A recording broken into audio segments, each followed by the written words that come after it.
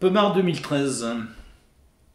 Alors Pommard, c'est bien sûr un vin de la Côte de Beaune et certainement un des plus charnus, un des plus concentrés, un des plus colorés aussi. Qui a souvent des petites notes giboyeuses, donc on va voir si ça se vérifie sur ce 2013. Alors nous sommes bien partis puisqu'on a la chance d'avoir une robe qui est même pas grenasse, encore un petit peu violet, elle est moyennement soutenue, donc on est parti pour une évolution qui est donc relativement lente. On va avoir un vin assez frais, la robe est brillante en plus, toujours ces petites notes de rubis, là, ce côté étincelant qui est absolument remarquable et typique des Pinots. De la finesse, c'est assez aromatique, sans excès. Un fruité rouge plutôt frais, on va dire. Fruité rouge plutôt frais. Et bien sûr des notes de terroir qui apparaissent.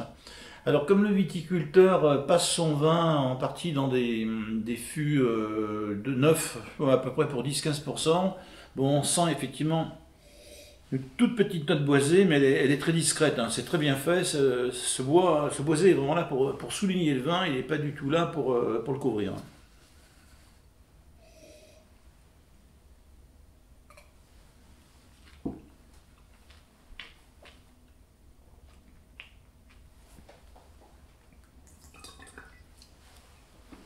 C'est un vin qui est très charnu, mais aussi c'est croquant, on a vraiment envie de mordre dedans.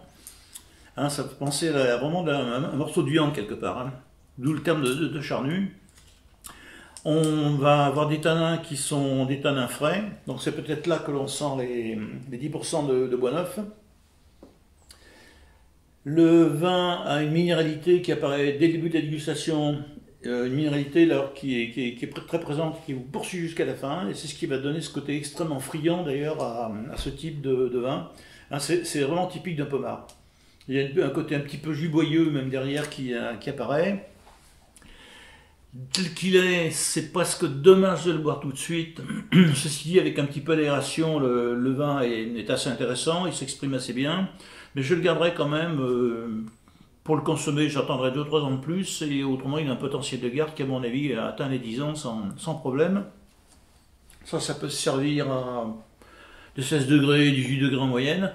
Autrement, vu sa structure, là on est parti pour des viandes en sauce, hein, du petit gibier comme le marcassin, comme la palombe par exemple. Alors quand je parle de viande en sauce, hein, je pense bien sûr au fameux bœuf bourguignon. Je pense également à pourquoi pas des ragoûts d'agneau. Bon, il n'a pas de note méridionale dans ce vin-là, mais par contre, il y a un côté très poivré qu'apporte le Pinot qui peut en faire un vin capable de s'allier à la fois sur une cuisine septentrionale et une cuisine méridionale.